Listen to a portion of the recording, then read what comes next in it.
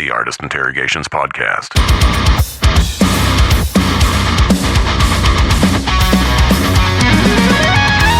Hey, what's up, brother? Can you hear me all right? Yeah, it sounds great, dude. I love that setup over there. My goodness. Oh, nice, man. Appreciate it. Yeah, thank you so much for joining me today, Matty. Really appreciate it. Yeah, I appreciate you having me. Dude, yeah, of course. I just had Mark Tremonti on the show yesterday. He's also a very busy guy, just like yourself, balancing all of his projects. You got Memphis Mayfire and Anberlin, but right now, are you like sort of on a Christmas break? Not in the slightest. I just flew back in yesterday from a show with Anberlin in Tampa, and then tomorrow I fly out for a show in Chicago with them. So it's never ending.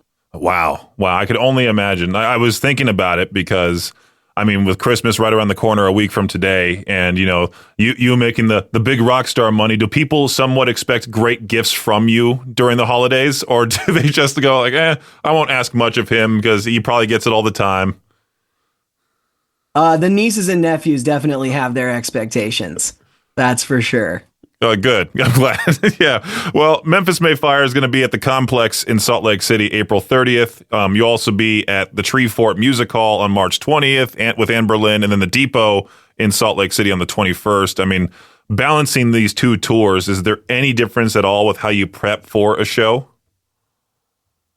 Yeah, I would say, Anberlin has their different style of rehearsal. Obviously I'm going down to Tampa to rehearse with them, whereas with Memphis I'm here in Nashville. So slightly different, but at the end of the day, we're both prepping to put on the best show we possibly can. So absolutely. And how do you spend your time while traveling for both those tours? Like, is there always a Nintendo Switch on hand? I can only imagine the long hours on the road for both bands. Yeah. I've never been much of a gamer. I actually wish I would have gotten into gaming when I was younger because the whole Twitch thing is so crazy now. But for me, touring is a lot about, I'm a big foodie. So touring's a lot about finding, local food. I try to avoid touristy places and I try to just eat where the locals eat in each city, and finding that kind of spot and enjoying it, getting to learn different, cultures of food from every city is a lot of fun for me. That was the thing I was going to bring up, is I just found out literally right before this interview that you have this Instagram called Meaty Mullins, and I was looking at it and I didn't even realize that you also said in a previous interview too that you got you get your meats from this place called Snake River Farms over in Boise, and I didn't realize it was it's right here in Idaho that you get your meats from. I do. Yeah. Big Snake River Farms fan. And yeah, barbecue became a huge hobby and pastime for mine during the pandemic.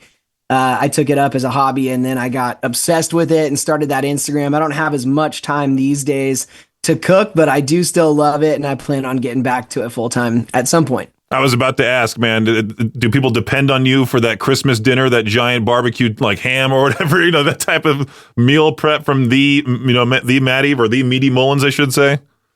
Yeah, definitely. My family has definitely gotten accustomed to me kind of bringing that level of heat to family dinners and holiday dinners. So yeah. Oh, that's funny. I was going to say, too, when I saw you guys open up for Asking Alexandria earlier this year, I very rarely take my phone out during the show because I don't want to be that guy, because I'm already tall enough as it is, and I don't want to have my phone above and block even more people. So the one time I recorded you guys on stage, you tripped over the mic cord at the Revolution Concert House, and I was like, oh, there's that one video, and I put that in a little compilation, and I was I tagged you guys. I'm I'm hoping they don't get mad that I just put Matty tripping on stage in the middle of everybody else performing.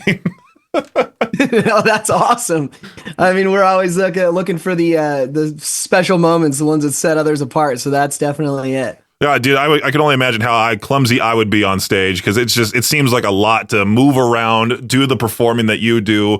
Cardio must be a huge part of prepping for anything, especially with singing the way that you do with the clean vocals, the harsh vocals, and I'm sure the harsh vocals take a little bit more out of you, right?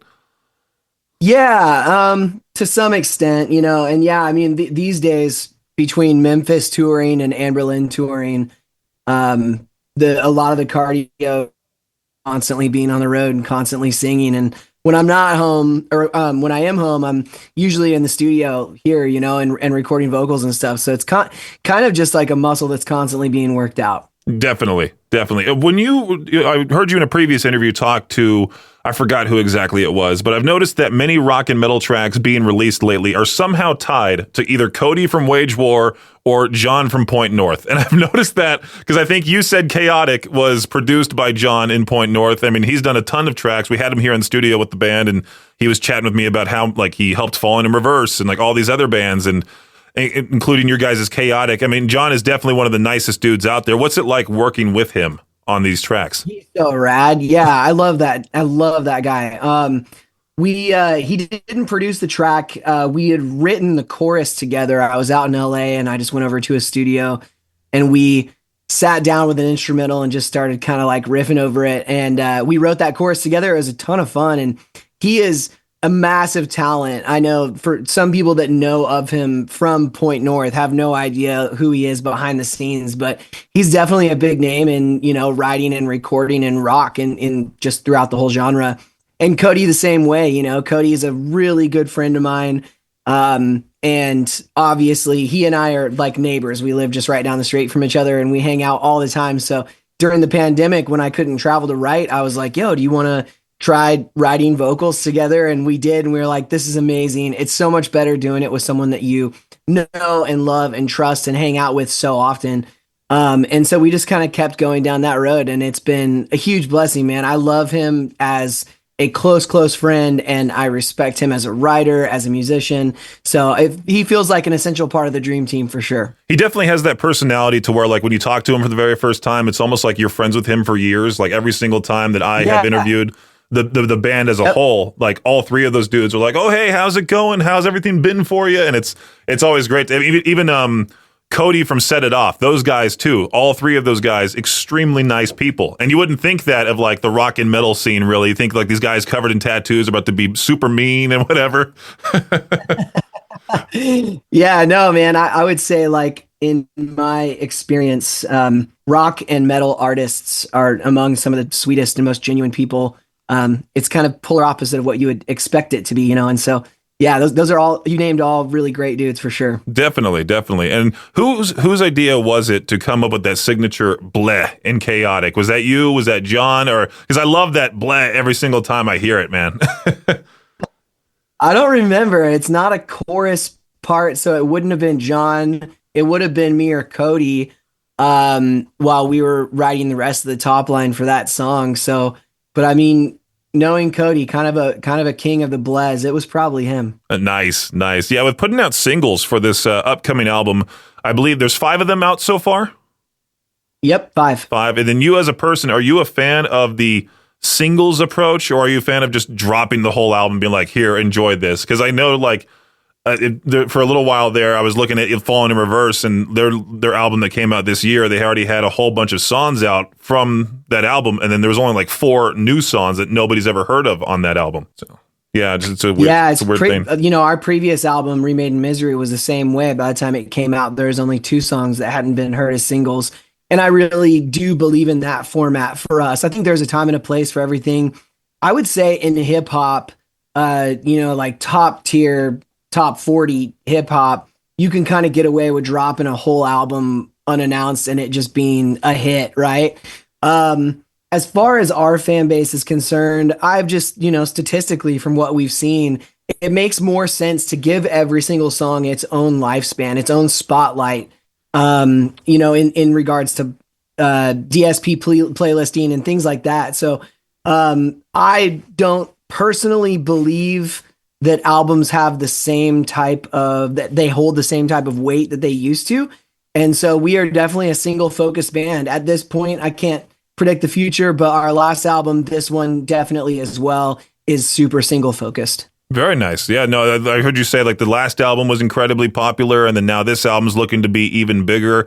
Is it like that big, like weight off your shoulders looking at it? Because after all these years of touring as a band, putting music out there, that you're finally getting the recognition you guys deserve. Definitely. Yeah. I mean, we're definitely that's for sure. We have worked hard and swam against the current for our entire career. And so to be at a place when, if you put something out, there's going to be a certain amount of people that hear it, that is a great feeling. And we are so thankful, never take for granted all of our listeners that give, the art that we make a chance when we just so.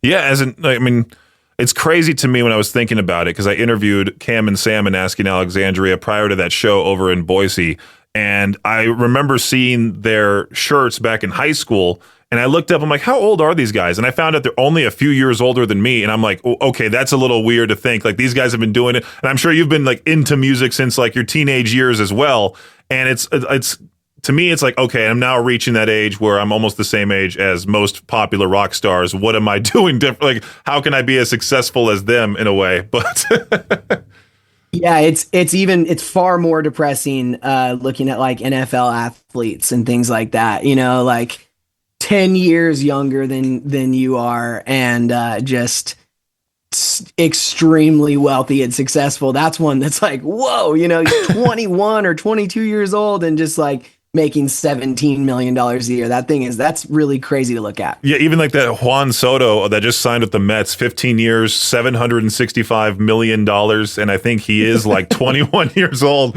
And if it's the one sport that you think would be the safest, it's definitely baseball. Football, yep. It's hard. That's a tough sport. I played basketball my entire life, and most people, it's real sad to see those people that are in the basketball world who are, like trying their hardest still to be playing in college. They're like 25 years old, and you're like, dude, like let's maybe go to accounting or something. Let's do something like that. Yeah. Make your money that way. Yeah, it's tough. It's tough world out there. That's for sure. Definitely. And I know I'm sure you've been writing music for quite a long time now. And the one thing I was going to Asking Alexandria when I was interviewing Cam and Sam from the band at the show, because I know there's been songs that they written when they were like 17, and they're like somewhat embarrassed now to be performing those songs because they feel completely differently because they've grown up. Have you like looked back at your older material and went, okay, maybe I'm not really wanting to do this song live because I don't really like it anymore? Or do you ever have that sense of like iffiness? Absolutely. Yeah. Yeah. I don't know if there's any band that doesn't feel that way. It's a perspective thing. So if people say that they want to hear a song from our first album, it's like really what they're saying at the root of that comment is like, I want you to make me feel the way that I felt the first time I heard that song. And so if a crowd or, a listener is saying, I really want to hear this song, then you need to, as an artist, also put yourself back in the shoes of that kid that wrote that song and enter back into that time frame with your listeners, and in that sense, it's really cool. And at the same time, simultaneously as an artist, you are playing a song live for 15 years on tour for a couple hundred days out of the year, every single year. And you play that song a lot. It's just, you got to be careful with your perspective and be grateful that somebody wants to hear that song. Really, that's the only way to be excited about that. Yeah, we often say here on the air that like bands often put all their best music on the first album because it was years of build up, years of writing that. And then, it slowly kind of goes into overtime. Like when the band even gets more successful than other bands, like they sort of lose that emotion into the music. And how do you keep those like emotions into songwriting? Like how do you dig up those like maybe harsh feelings to come up with a song like Shapeshifter off the new album? I think that it's really easy to, as you become more successful, to want to hide any kind of like raw things that you might be experiencing in life or insecurities, maybe something personal that you're going through. I believe that, once you have a platform like this, it is your responsibility to be honest and to be transparent, because the reason people fell in love with your music is because of that rawness and transparency and honesty. And it's a lie to believe that if you were put on a pedestal by somebody or some group of people that they are expecting you to be without flaw. I think that the things that connect us as human beings is the things that we all struggle with, the things that we're all going through. And for a listener to understand that an artist is experiencing something similar to what they're experiencing in their own life can create an even deeper connection. So I would say never stop being open and honest, and don't be afraid to be authentic in what you're really actually going through in life, because you're not alone in that, no matter how successful you get. Definitely. And we saw a big time part of that with, unfortunately, Chris Cornell and Chester Bennington. And I'm glad now that we're more open than ever when it comes to people's emotions, and especially from like the dude side of things. Like, it is cool to see these songs being put out there, like bands like your guys's and Bad Omens and Sleep Token, putting out relatable songs for the masses that people are like, oh, okay, I'm not alone with this matter. And I was looking at the meaning of Shapeshifter, and I really liked that song because when you just hear it, you go, okay, this song is just really harsh. What's this all about? And then you think about it and you see the meaning. You go, oh, that's what I love about the metal genre as a whole.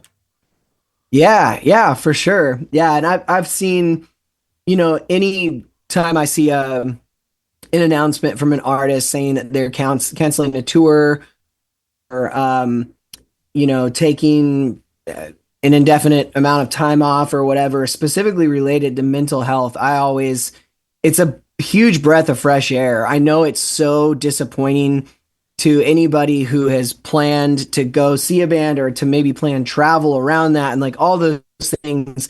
Those are heavy weights that we hold as artists. Like, if I am not able to stick with this commitment that I've made, or this thing that I've announced, then the whole world falls apart. And it's like, when it comes to your mental health, protecting that at all costs means that you're going to be able to be around for longer and play more shows and create more art and enjoy more moments with your listeners. And so taking the time to say, listen, right now, I need to focus on me. I don't feel like myself. I'm not feeling okay. I think that, that is a hard thing to do, and it's a very respectable thing to do. Definitely. I was talking about it on the air because we were planning on doing a ticket giveaway for the Ghost Inside for their North American tour. And I did see they canceled the entire thing just because of fatigue over touring in Europe. And it's like, people don't necessarily realize all the travel and planning you have to do in a band to force something like that. They just say, oh, you guys are skipping out on me now. I just lost a whole bunch of money, or I'm getting the money back, but I was so excited for the show. And it's like, there'll be future opportunities for sure. But I do resonate big time with how, like, these bands, when they cancel a tour, like, okay, it's definitely the travel, the whole thing. Like, they were just over a good majority of it, and they needed that nice break during the wintertime, especially. Yeah, absolutely. I mean, it comes from time to time that you just hit a wall, and feeling like your fan base gives you the ability to be honest about seasons like that is so valuable. Right. Well, thank you, Matty, again for joining me today. Big time appreciate it, man. It's going to be really cool to hear the full album. I mean, we've been playing, like, I think every single so far. I think every time I've seen a new single drop, I'm like, okay, put it on the new music feature. We do this new music feature called It's So New at 5 p.m. and I just play it, and people have been enjoying every single track so far. So we're excited. Awesome, man. Thank you so much for the support, and thank you for having me on today. The Artist Interrogations podcast is a production of Riverbend Media Group. For more information or to contact the show, visit riverbendmediagroup.com.